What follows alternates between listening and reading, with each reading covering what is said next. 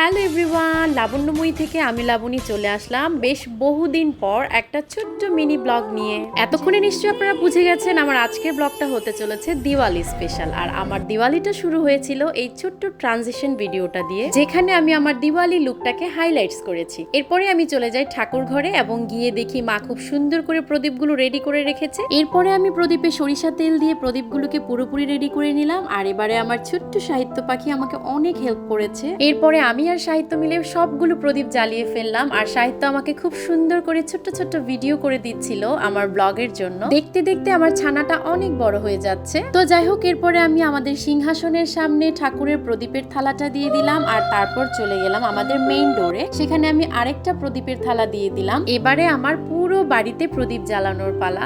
আমার কাছে কালী পুজোর এই পার্টটা সবচেয়ে বেশি ভালো লাগে। কালী পুজোর রাতে প্রতিটা হিন্দু বাড়ি এত সুন্দর লাগে দেখতে, এত সুন্দর আলোয় আলোকিত হয়ে থাকে, প্রতিটা বাড়ি যেন আলোয় ঝলমল করতে থাকে। আমরা বিশ্বাস করি যে এই আলোয় পৃথিবীর সকল অন্ধকারগুলোকে দূর করে দেয়। তো যাই হোক, এভাবে আমি আমার বাড়ির প্রতিটা কর্নার সুন্দর করে সাজিয়ে নিচ্ছিলাম। এই প্রতিটা কর্নারই আমার খুবই পছন্দের। বিয়ের পর থেকে যখনই আমি একা একা পুরোটা বাড়ি এরকম মোমবাতি দিয়ে সাজাই, তখনই আমার খুব ছোট্টবেলার কথা মনে পড়ে। ছোটবেলায় আমরা সব ভাই বোনরা একসাথে আমাদের বাড়ির এভাবেই সাজাতাম, প্রদীপ দিয়ে, মোমবাতি দিয়ে। আর সেই মোমগুলো যখন পুরোপুরি নিভে যেত, সেই মোমগুলোকে কুড়িয়েই আমরা আবার নতুন করে মোম বানাতাম। যেই মোমের কাঠিটা থাকতো হচ্ছে পেঁপের ডগা, এই পেঁপের ডগাতে করে আমরা নতুন করে মোম বানাতাম। কালী পুজো আসলে আমার আসলে এই মেমোরিজটাই সবচেয়ে বেশি মনে পড়ে। তো যাই হোক, আমার প্রদীপ জ্বালানোর পরে আমি খুব সুন্দর করে একটা তারাবাতি জ্বালাচ্ছিলাম। আর এরপরে আমরা বের হয়ে গেলাম ঠাকুর দেখার জন্য। আমাদের কালী পূজার প্রথম দিনের প্ল্যানটা ছিল রমনা কালী মন্দির। সেখান থেকে আমরা চলে গিয়েছিলাম আমার মাসি শাশুড়ির বাসায়। সেখানে আমরা 2 নাইটস স্টে করেছিলাম, যেটা আপনারা আমার পরবর্তী ব্লগে দেখতে পাবেন। তো যাই হোক, আমরা চলে এসেছি রমনা কালী মন্দিরে। প্রচন্ড ভিড় ছিল, আমি জানি না কেন।